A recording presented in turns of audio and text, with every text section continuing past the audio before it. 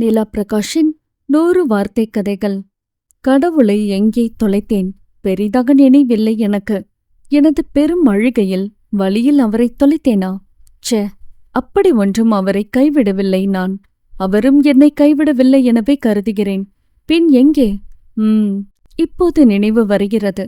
மனிதனை தேடும் தேடலில்தான் கடவுளை தொலைத்திருக்க வேண்டும்.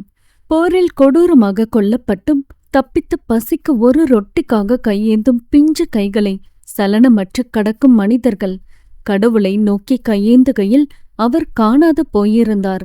சக மனிதனின் வலியை, உணர்வுகளை மதிக்காது வெறுமனே கடவுளை தூக்கி சுமக்கத்தான் வேண்டும் என்றால் நான் அவரை இறக்கி வைக்கிறேன். அவரும் இளைப்பாறட்டும். என்ன பெரிதான கடவுள்! தன்னுள் கடத்தாத மனிதனிடம் எண்ணத்தை கடத்துகிறார் கடவுள் என்று சிரித்த நொடி அவரை தொலைத்திருப்பேன். அதன் பின் அவரை தேடவில்லை நான். என்னுள் என்னை தேடுகையில் கண்டுபிடித்தேன். நான் கடவுள் மறுத்து மனிதம் பேசும் நாத்திகன்.